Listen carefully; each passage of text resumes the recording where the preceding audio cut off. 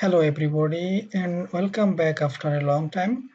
In this video I'm gonna show you guys how to download and install the software R and RStudio. So as you can see in the slide that we have to download two things. One is R and another one is RStudio. So let's see how to download the R first. Once if we go to the Google and then if you try to write down their CRAN project, you will see the Google will find out the software for you. And then if you see cranrproject.org, we can click in there. Since this is a Windows machine, I have to click download R for the Windows and installing R for the first time. In the screen, as you can see, download R version for the Windows, which is a software you can convert it either 32 or 62-bit. So once I click in there, it will start downloading some software and then it will download into the download folder. Okay. So the next thing is I have to also download the IDE of R, which we can find into the RStudio. So let's go into the uh, Google and then again let's try to type that download RStudio and we can see this screen.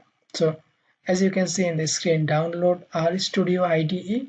IDE means the interactive development environment, which will manipulate the base R software to usable or runnable. So if we can see this screen, we can see that RStudio desktop for free and then we can click download part in here. Once if we can see that you can do the download into various operating systems, Windows various versions. Since it is a Windows 10, we can click in here. And similarly, before as it was happened for the Blazor, it will download the RStudio for you. And once if you can go into the folder, you will see you will find them into the downloaded folder. We have to install both of the software by clicking both RStudio and Blazor icon on them. And then after we finish the downloading of both of the software, we will see a symbol of R into the taskbar. Once if we click there, you will R will open for you. So we will see how it is work for us. Once R is open for it in here, you can see it is divided into four parts. This part of the window is called the coding part or coding window. In here we will run some write down something as a code, and once if we want to run that code, you will see the action into the console screen. So this is called the console screen. And then it is in the right hand side, this part is called the environment or global environment screen.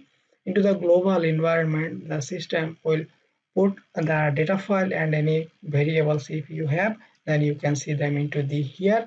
And then down there in the right hand side, we will see another explorer part where you can find all of your plotting or the file explorer.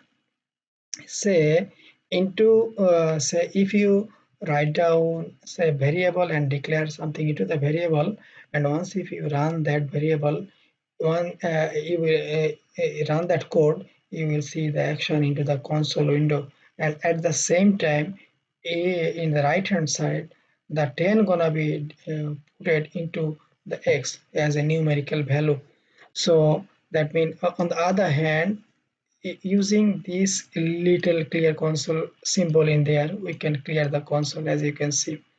Similarly, you can clear the console using the clicking this small eraser button in there, then it will erase the previous everything. If you have some options before in there, it will clear it.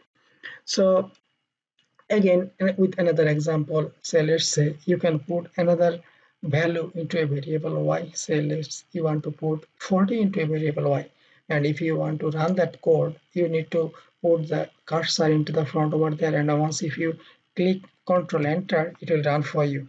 You can see the action what was happened what you have done. You can see from the console screen, and at the same time, as I said, the value of 40 was put into a variable called y, which is a numerical variable, numerical value you put it into y.